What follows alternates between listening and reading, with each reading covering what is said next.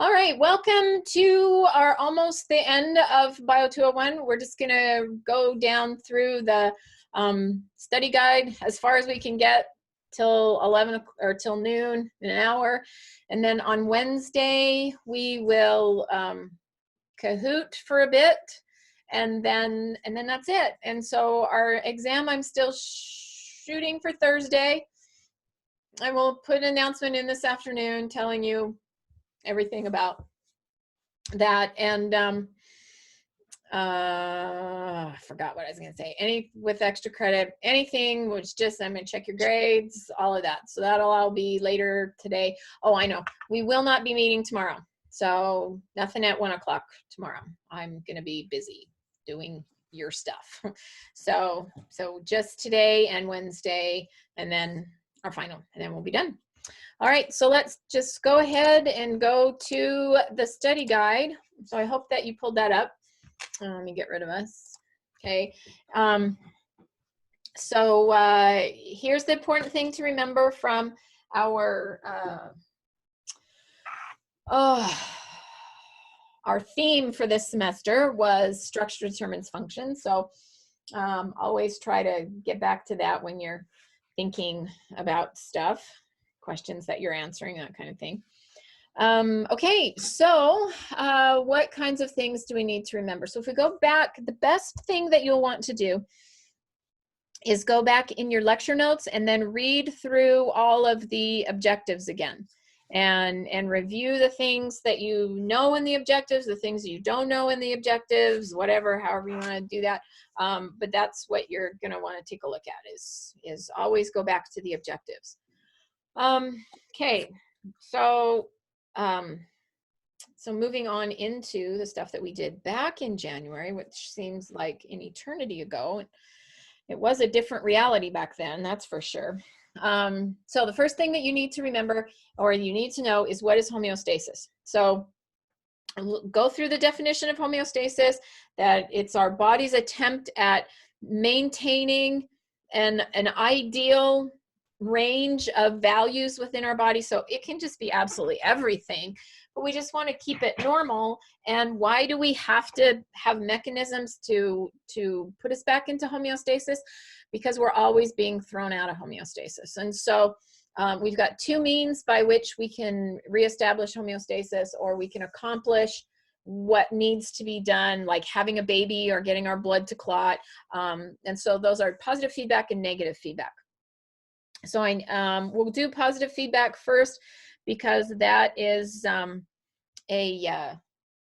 are fewer examples of positive feedback compared to negative feedback. Lots of negative feedback mechanisms, but only a couple, well, 3 that I really have my students know. So the first one is having a baby. So in positive feedback, your variable that's changing keeps changing more and more and more away from where it was before. So you start having some labor contractions. Well, you weren't having any before. And then you started going to labor, and the contractions got stronger and stronger, closer and closer together, which is facilitating the baby being born, because baby can't get out on its own. We have to push it out of there. So as the contractions increase, then the stimulus, the hormone for uterine contraction gets more. So now with more hormone, you get more contractions. With more contractions, you get more hormone. So it just feeds on itself and feeds on itself. And then finally, you have your crowning event, your baby is born. Or with blood clotting, you damage the vessel. Things start to stick, activates more clotting factors, which activates more sticking, more clotting, more sticking, and so on and so on and so on. And breastfeeding is the same way. The more a baby nurses, the more milk you're going to produce, which is going to make the baby want to nurse more, and then you make more milk. So those are positive feedback mechanisms. Otherwise, with negative feedback, you're out of homeostasis, and what you're going to do, so your variable is high, your variable is low, blood sugar high, blood sugar low. So what you're going to do is change that variable in the opposite direction. So if my blood sugar is high, I'm going to seek to do some functions that will lower my blood sugar to get it back into normal homeostatic range. So negative feedback, you're always working to move the variable in the opposite direction. And once you get back into homeostasis, then usually the mechanism will shut itself off. So when your thermostat, when it's hot, then the air conditioning kicks on. You don't have to do anything about it. You have set it to, you know, kick on at 73 degrees or whatever. And so it gets to 73 degrees and it kicks on, and or more than that, and then it cools it down till you get to that point, and then it shuts itself off. So that's negative feedback in our bodies, and that's everything else that happens. So water levels, food levels, just anything that's not temperature, body temperature, tired, I don't care, whatever it happens to be. Okay, so homeostasis, super important, because it is the reason why we do everything, as we're trying to maintain homeostasis. And why do things change? Because our cells are always carrying out cellular respiration. So because of that, we need to support that, put our bodies back into homeostasis. Okay, organization of life. So if we take a look at the 4 levels of life, so the most simple living things are cellular, single-celled organisms, but then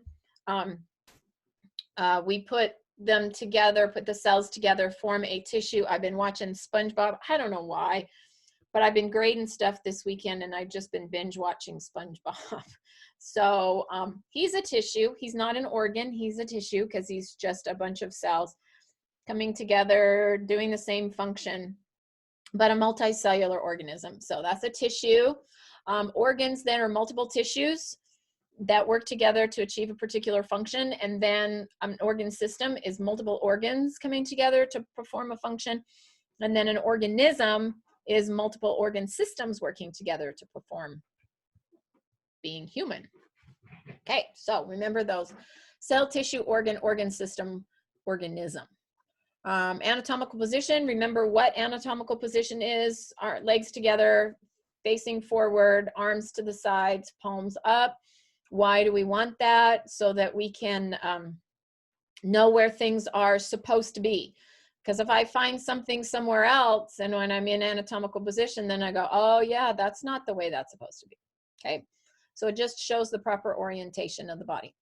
Body cavities and organs in them. I'm going to let you review the organs on your own. I'm just going to remind you of the body cavities. So we have 2 body cavities, ventral and dorsal body cavities.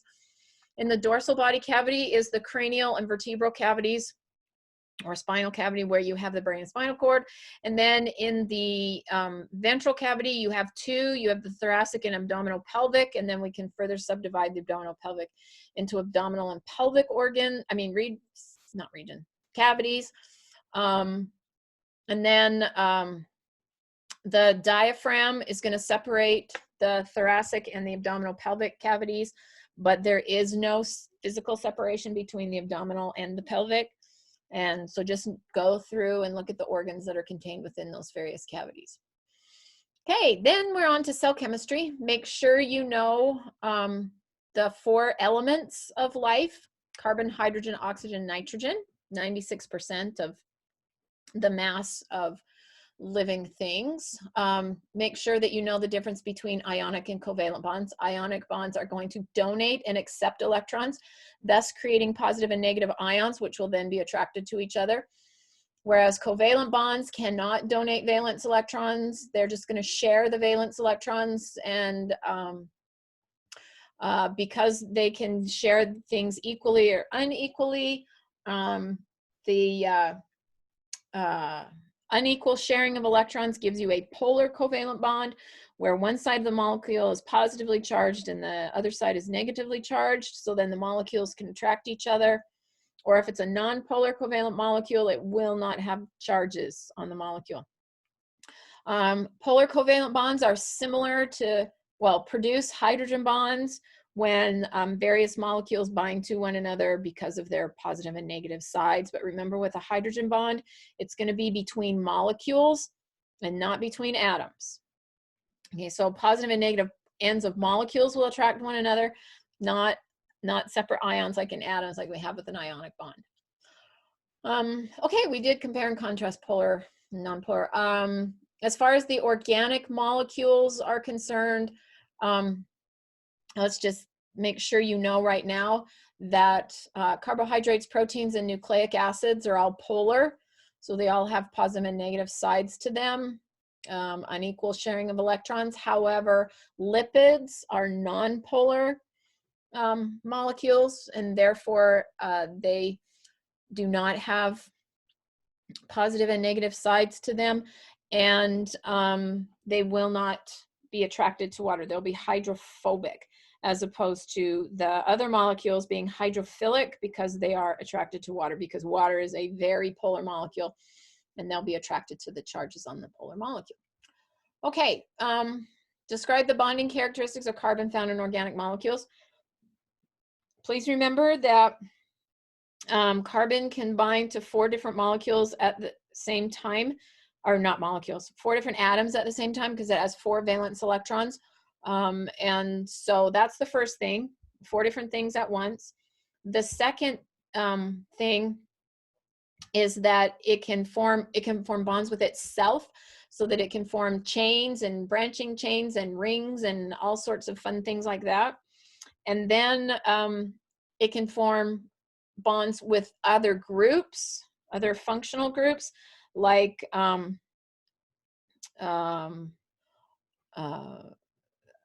hydroxyl groups and carboxyl groups and amine groups and phosphate groups, and just other groups of molecules, other groups of atoms forming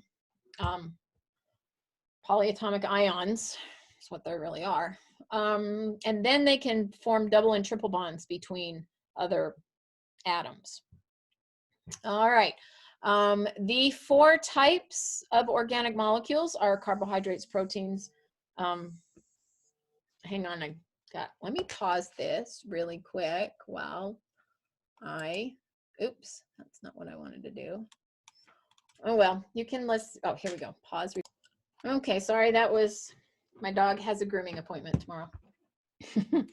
Okay, crap, where was I? Oh, carbohydrates, proteins, lipids, and nucleic acids. So please know what their monomers and their polymers are, and then their functions. So carbohydrates, monomers are monosaccharides. Polymers are disaccharides and polysaccharides. We use them for energy, immediate energy. Lipids are the monomers, are glycerol and fatty acids or cholesterol. And then we can put them together into polymers, like triglycerides for storage, hormones, the steroid hormones, phospholipid bilayer. So go through all of those functions. And then proteins, oh my goodness, there's so many proteins.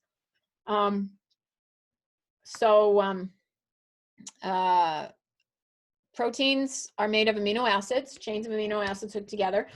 And then those chains can come in 4 different shapes. So review the shapes. The first one's just a chain of amino acids. The second is where we loop them around, loop them together. So then we have the alpha helix or the beta pleated sheet. And then we have the scribble is the third level, the tertiary level. So we have primary, secondary, tertiary is the scribble. Quaternary level is when we put multiple scribbles together to form a molecule. So a protein, and then go through the functions of proteins. So they're enzymes, they're structural, they're just whatever.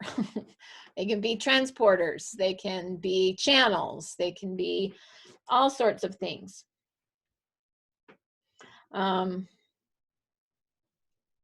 Okay, so, oh, what have I missed? Proteins. Nucleic acids. Okay, nucleic acids are, their monomers are nucleotides. So we have 2 nucleotides. We have, we have 2 polymers. Let's do that first. So the polymers are deoxyribonucleic acid and ribonucleic acid, RNA. And then the monomers are the nucleotides. And the nucleotides come in 5 versions. So we have adenine, thymine, cytosine, guanine, and uracil are the 5 different kinds. And what makes up a nucleotide? You have a ribose or deoxyribose sugar, a phosphate, and a nitrogenous base. So one of those ACTGU things. All right, moving along, dehydration, synthesis, and hydrolysis. This is how we hook the monomers together. So the monomers of all of the organic molecules are happy just being by themselves, but sometimes we need to put them into bigger molecules. So in order to make them want to bond with one another, we need to take a hydrogen from one and a hydroxyl group from another. So a hydrogen and an OH group, and then if you put a hydrogen and the OH together, then you get H2O. So we took out water from between two monomers in order to bond them together. So we call that dehydration synthesis. And then if we want to split the big molecule apart, then we put the water back in the process of hydrolysis. Okay, membrane potentials. So what you'll want to do with membrane potentials is go through the packet, the ion channel thing that you downloaded, and just review all of the channels that are involved. So chemically gated or ligand gated channels, and voltage gated channels, and non-gated sodium potassium channels, and sodium potassium pump, and all sorts of whatever we have. Okay, so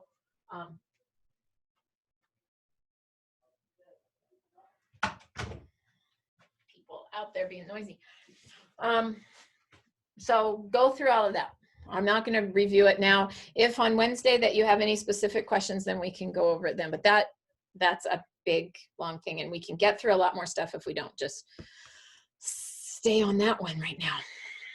Okay, but always, ladies and whoever's watching, because I don't know who else is out there now, if you got a question, just chat me and I can answer what questions you might have. Okay, cell transport.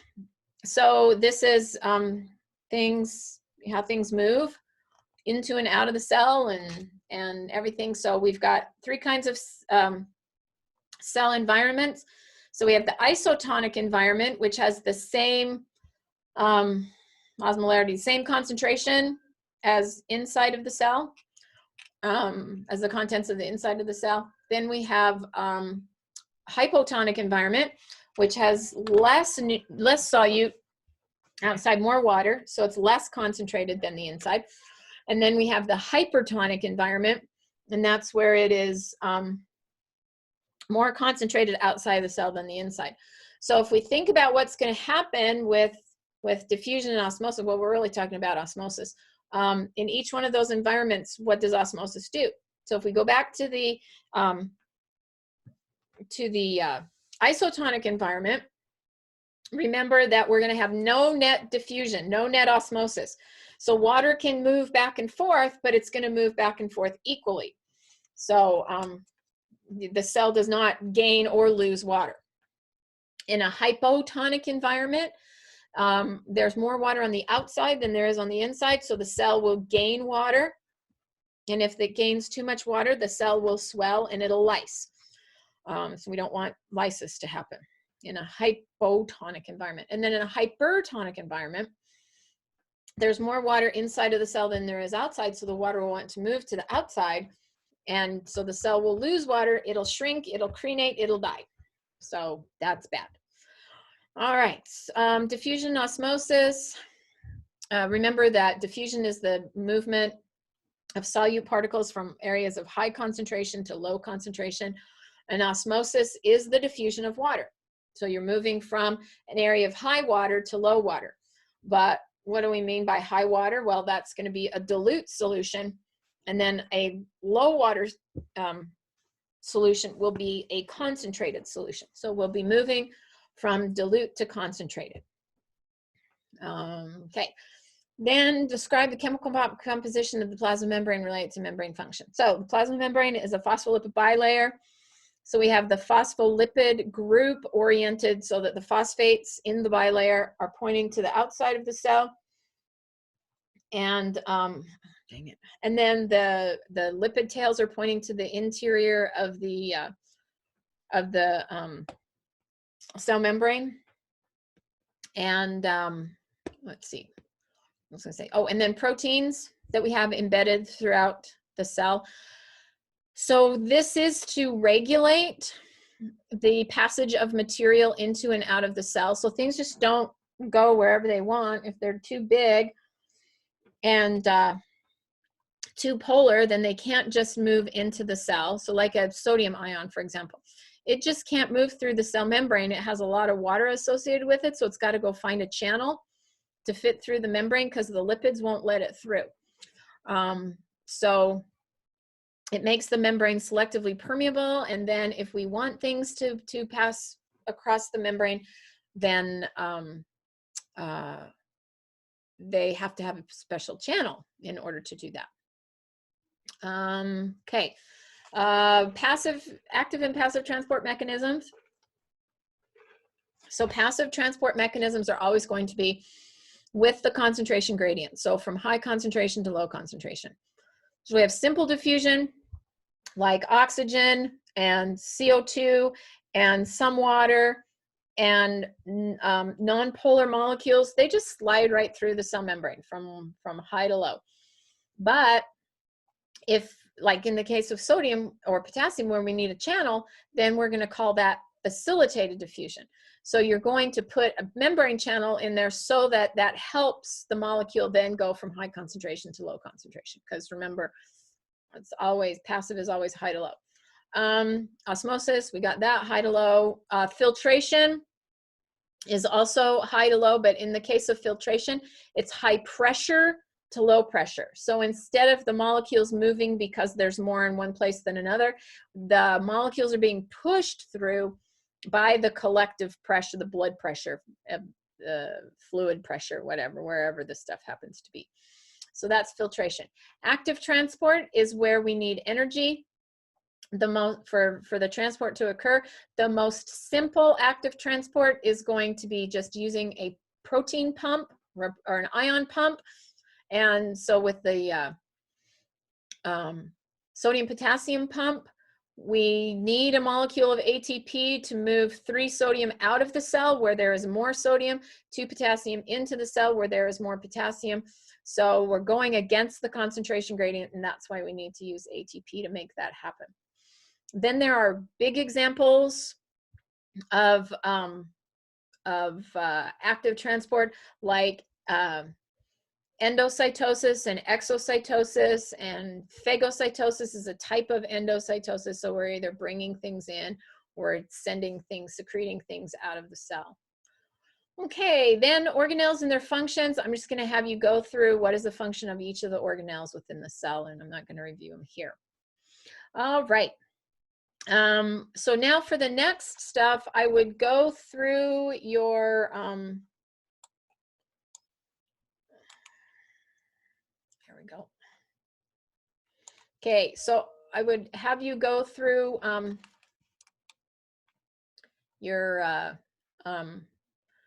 all your tissue notes, and in general, make sure that you understand what makes a connective tissue, living cells in a non-living matrix. The origins of all the connective tissues come from mesenchyme. So oh,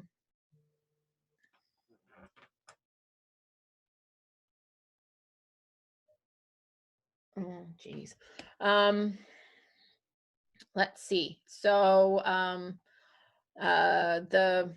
we have the different cell types. So we have fibroblasts, chondroblasts, osteoblasts, and hemocytoblasts, and then they'll give rise to the loose and dense connective tissues, and which are adipose, areolar, and reticular. The dense connective tissues, which are dense regular, dense irregular. The osteoblasts will give rise to the bone. Chondroblasts will give rise to the cartilage, and then the hemocytoblasts would give rise to the blood cells. And then blood is a connective tissue because it comes from mesenchyme and living cells in a non-living matrix. So read through your general characteristics, know what are the tissues of each of the different kinds, and basically, you know, what we're going to use them for. Okay, go through the epithelial tissues in general, characteristics. So they can be simple, they can be stratified, they can be squamous, cuboidal, columnar. They have a top and bottom, they have a basement membrane, they are highly mitotic, they don't have any blood vessels in them, they're avascular. They're going to be on the outside, they're going to cover things, or they're going to line openings. And then what are the functions? FAPE, so filtration, absorption, protection, exchange, and secretion. So you can go through all that. Then muscle nervous tissue characteristics. So muscle tissue, make sure that you're comparing skeletal, cardiac, smooth characteristics again, and then what nervous tissue is like. And I got a chat question. No, there will not be any pictures on the exam. There will just be questions about them. So, you know, maybe which of the following would not be a type of connective tissue? And I might throw, you know, cardiac something. I don't know, muscles in the name. That would be way too easy, but you get the idea. So there are not any pictures at all. That was the lab practical. And there weren't tissues on the second half. So, okay, so you don't have to worry about that. All right. So go through all of just in your tissue notes. Okay, then we get to the skin. So make sure you know that the two layers and the hypodermis of skin. So epidermis, stratified squamous epithelium, dermis, both areolar and dense irregular connective tissue. And then the hypodermis is adipose. And let's see. So I gotta scroll up here. The skin cancer types. So, oh yeah, we don't need that. Okay, so skin cancer types: basal cell, squamous cell, and melanoma, and their characteristics. And then melanin is the pigment in your skin that shields from ultraviolet rays. And then keratin is the waterproof protein that holds all the cells together and makes it so that you don't lose water. Functions of skin. So protection from water loss, and our first line of defense from organisms that are out there. Metabolizes vitamin D, and so those functions. And then burns, go through the three kinds of burns. So partial burn, sunburn, superficial burn, sorry. Superficial burn is first degree burn, is a sunburn. Partial burn is a second degree burn, dermis and epidermis, and then a full thickness burn or third degree or even fourth degree burn is beyond that. Skeletal system. So make sure you know the structure of an osteon. So that's a set of tree rings with the central canal with blood vessel, so artery, vein, nerve inside. And then lamellae are the rings of bone, cartilage around the outside. Lacunae are the little spots where the cells are hanging out, doing their thing. And then we've got compact bone, spongy bone, bone cells. We have the osteoblasts that deposit the calcium into the bone and make it grow. And then we have the osteoblasts that resorb bone, take the calcium out, break it down. Our bones are made of both calcium and collagen. Calcium makes our bones rigid but brittle. So we have collagen that makes our bones more pliable, but collagen by itself is just too squishy. And so then you get rickets, bowing of the legs if you don't have proper calcium storage there in the bone. Functions of bone. So support, protection, storage of minerals, and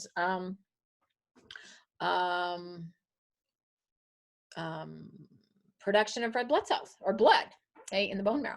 And then long bone growth, make sure you know that that happens at the epiphyseal plate and that we push the epiphyses away from one another as the bones are lengthening. Okay, articulation, so those are joints.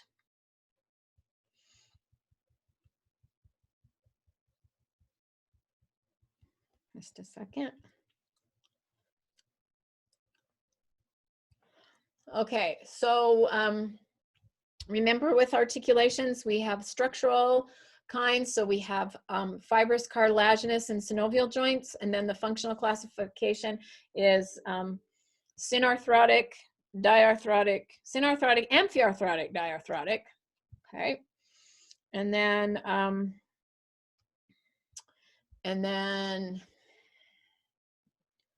let's see. Okay, and then muscle physiology. So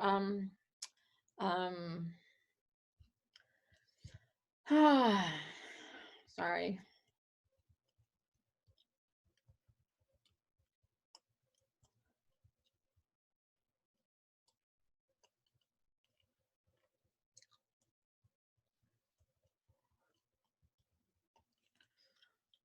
Okay. All right, so muscle physiology, sliding filament mechanism of muscle contraction, the events occurring at the neuromuscular junction. Okay, so I'm just going to tell you, go through all the steps, 1 through 18. Okay, so just know everything that's happening. All right, then the next one, describe 3 ways in which ATP is regenerated during skeletal muscle contraction. So that's going to be creatine phosphate, anaerobic respiration, and aerobic respiration. So you need to understand what's happening there. You need to understand the role of calcium. So remember that the actin, or the thin filaments made of actin, are going to be, or have active sites on them, binding site, myosin binding sites on them. And in order for spontaneous binding to not occur, then we're going to cover up those binding sites with a fibrous protein called tropomyosin. And along the tropomyosin will be troponin molecules that, when they bind with calcium, will pull the tropomyosin molecule out of the way, so that actin and myosin can bind, and then myosin can pull the actin, or the thin filaments, toward the center of the sarcomere. Make sure you know all the terms: Z discs, M lines, H zones, I bands, A bands, thin filaments, thick filaments, actin, myosin, sarcomere, sarcoplasmic reticulum, T tubules, sarcolemma. Just make sure you know all of those terms. Twitch, tetanus, tone, and trepa.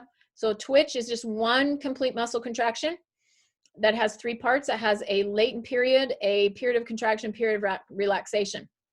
And then what's going on in those different parts. Tetanus is when we combine the twitches together and we stimulate the muscle either so hard or so fast that we lose the relaxation period in between subsequent stimuli, subsequent contractions, until all the muscle fibers are contracted at the same time. And so we'll either have wave summation, which is increasing the stimulus frequency, or multiple motor unit summation, increasing the stimulus strength that will get tetanus to happen. Tone is when the motor units are firing one at a time because of spinal reflexes, going from the muscle spindles in your muscle back to your spinal cord, back out through the motor neurons of the motor units, to get the muscle to stay healthy and ready to contract. And then trepa is a bunch of twitches put together, but not so that you don't have relaxation in between. But then what happens with each contraction is that you'll get a stronger stronger contraction up to a point, and then it'll level off. Make sure, so when I said all those terms, that's the microscopic anatomy. So know the structure of a sarcomere, how they work together. Then on a big level, describe the function of the prime movers. So those are the ones that are going to produce a particular action. The antagonists are going to be on the opposite side of the joint, antagonizing that action. Synergists will help the prime movers achieve the function, and then the fixators will be stabilizing. So they'll be causing an isometric contraction, so just holding on, making sure you don't get any weird extra movement that we don't want. Okay. 4 functions of muscle tissue is for movement and holding things in place and support, and heat production. All right. And then the basic functional unit of the skeletal muscle is the sarcomere. So that's where all contraction is going to occur.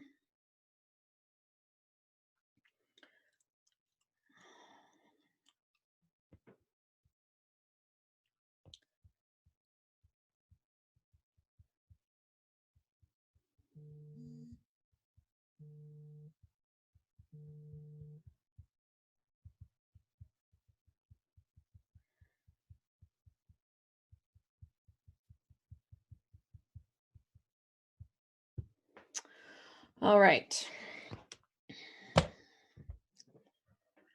Okay, so nervous system physiology.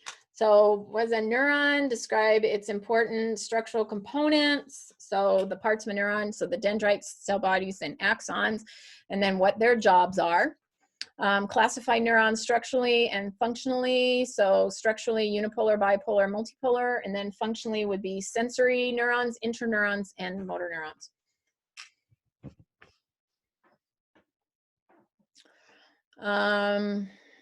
Okay, explain how action potentials are generated and propagated along neurons. So that's going to go back to membrane potentials over here. So so you can review that. Absolute and relative refractory period. So remember, in an action potential, there's a time between depolarization and repolarization when a cell cannot respond to a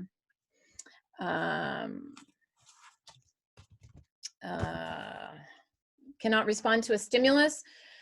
And so that's our absolute refractory period. The relative refractory period is the time during hyperpolarization when there's more potassium on the outside of the cell. So it's going to take a stronger stimulus. It's more negative on the inside, stronger stimulus for contraction to happen.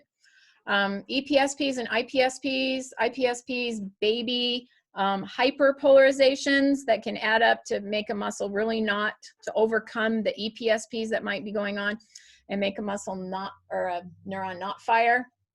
And EPSPs are baby depolarization. So we're going to add those up to get us to a threshold stimulus for the muscle to be, or the neuron to be able to fire. Okay, saltatory conduction is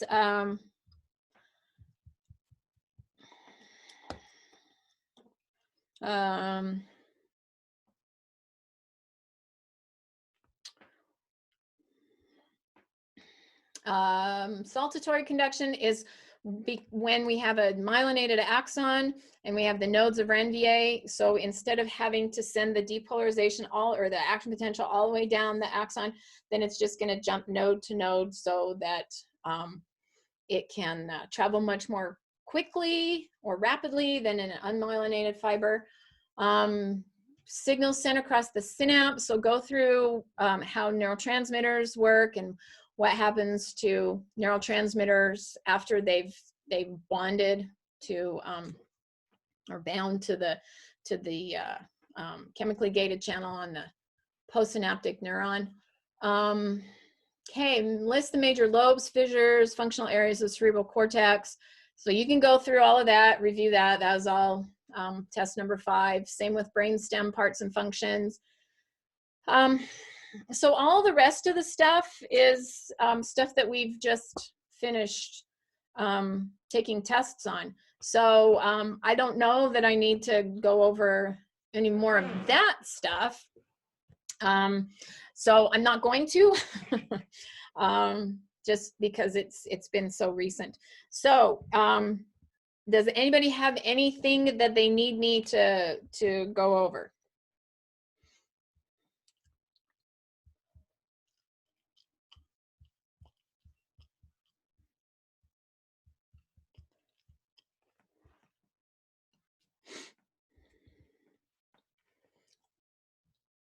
Okay, well, So here's what we're gonna do. Since I didn't get any response, let me stop sharing.